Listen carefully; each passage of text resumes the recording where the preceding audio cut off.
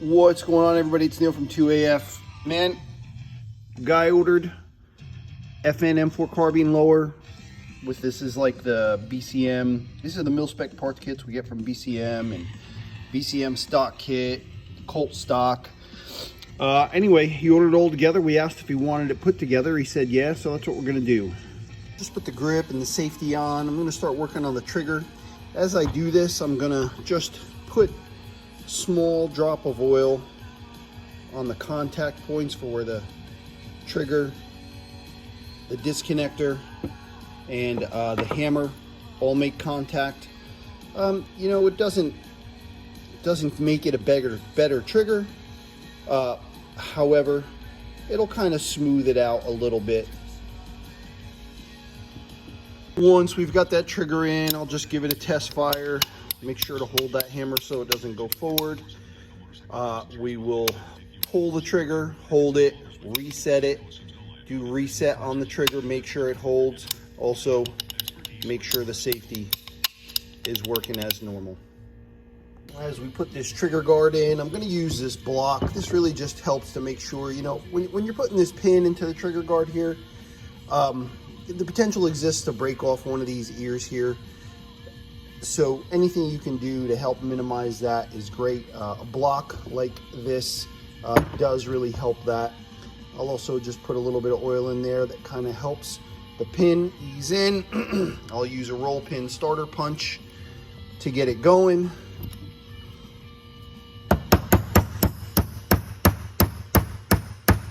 Once that bottoms out, I'll use a flat punch to get it just about all the rest of the way in.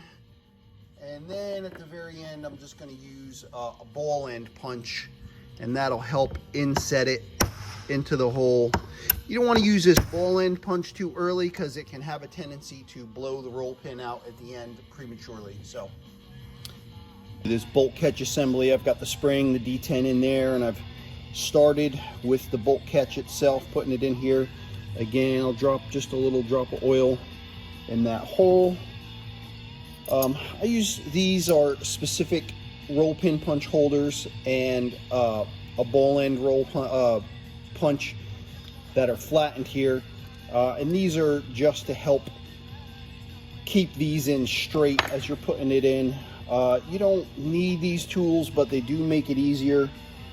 They keep you from having to hold these at an angle. And also, I usually like to do this before I put the stock on, or the buffer tube or receiver extension. Sometimes that can get in the way, especially if you're doing something like a law folder or something like that. It can get in the way of doing this from this angle. You know, the magazine release is pretty simple, but what we have seen a number of times is somebody just doesn't screw this in quite enough, or maybe too much. So I'll get the catch in there, I'll get the spring in there, and then I'll start to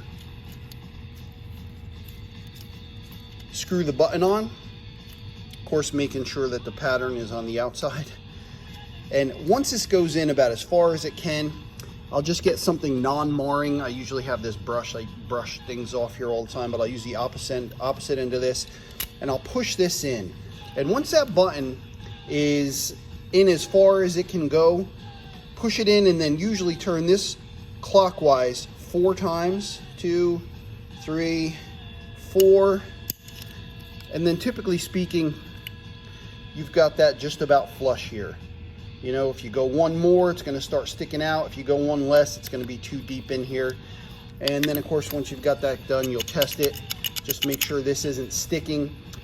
Sometimes this will come out right too far and it'll turn if you don't have it in there enough, so you want to try and avoid that. Everything here looks good. We'll test it with some mags as well. You know, we've seen receiver extensions done wrong a bunch of ways, but the most simple way that's easy to avoid is how far this gets screwed in. So, you know, I've got my spring and buffer retainer in here.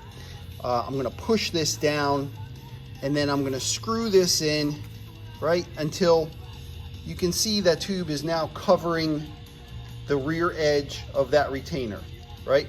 any less than this and it's not covered, right? But if you put this in here, and now if I try to go one more, the tube is gonna hit the top edge of this, the part that retains the buffer in there, and now it won't go anymore, and this is not at your 6 o'clock, which is where it has to be. So you wanna make sure that this is in far enough to cover it, but you don't want it, you want it to cover it enough, but you can't have it cover it too much. And this section here has to be at the 6 o'clock. All right, so once that's done, I'll take my takedown pin, put it in there, making sure that this groove is facing the back, drop the detent in, drop the spring in, right? Get that spring under the plate, push the plate on top of it while making sure that the spring stays straight. And then tighten that behind it. Prep the threads, of course, before we put it into the receiver. And then now we're going to torque this. Should be right around 40 foot-pounds. If you don't have one of the devices that holds all this straight here, I will try and hold this grip still while I'm torquing this to 40 foot-pounds, because you'll see that there is some play here. You want to try and minimize that as much as possible. Get your 40 foot-pounds.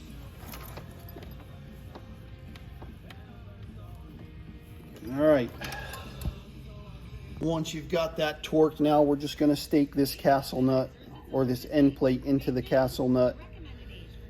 I'll try and get this closer to the castle nut, like if you were to break that or cut that end plate in half.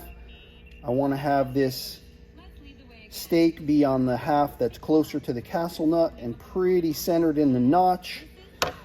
Give it a little test hit first. Yeah, that's a pretty good spot. Now you'll feel the tip of this fall back into that little divot you just made, and then you can hit it harder. If you feel like you're too close to this end, you can kind of angle the pin this way. If you're not far enough, you can angle the pin this way. If it's looking just right, you can go straight up and down.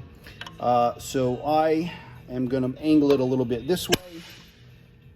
And yeah, that's pretty good. We've got a good displacement of this material into the cutout in the castle nut. And now I'll just do one more on the other side. If after you've staked it, you see it's a little more silver in here than you like, you just kind of get a Q-tip, and I'm going to use this super blue here and just put a dab of that on here, and that'll blacken these spots right back up again. That's really just cosmetic, but you know, if it looks silver and it just looks out of place, you'll see that'll help it. Before I'm done here, I'm going to make sure this rear takedown pin is the right way. You can put this in at the wrong angle, like not angle this way, but angle this way. And if this notch that's cut into the back is not right here at, let's call this like the, say the 9 o'clock, you'll pull the pin and it'll come right out. I've seen that happen before. You want to make sure that the detent that's in here is in this track. So I'll just give this a twist to make sure that it's in there. If it's not done right, as I twist it, it'll start twisting. And just make sure not to bring it out, and you can twist it until it's in the right spot. Do that only about, you know, you don't want to have it pulled all the way out, because you can pull it all the way out and then you got to redo the rest of this. So make sure it's not all the way out, and then twist this right. You can't really do that with this one because it's got this flat edge that's against here, but you can check that as well to make sure you have it done right. Then really all that's left is spring and buffer. And add the stock. It's ready to ship. Thanks, guys. And that's all it takes, and then it's getting shipped out same day. So, man, thanks for watching. Just some of the steps that we do before we'll send products out. It's common for us if similar products are in the cart and could require some assembly, we'll get in touch and see if you want to do that. We don't automatically do it. We know some people enjoy doing it themselves or have a specific way they want it done, but we will ask, and if you want it sent out assembled, we'll take care of that. So, man, if there's anything we can help with, just head on over to 2af.com. While you're there, you'll see prompts to get signed up for email notifications. That's always a good way to keep on top of stuff that's coming in here, stuff that's going out of here, and stuff that's going on around the warehouse here. If I can help with anything, just be in touch. Email Neil at 2af.com. You can call or text 904-593-6922, or just send me a message on any one of these social media platforms. I'm always happy to help. All right, guys, thanks for watching. And, man, let me know if I can help with anything.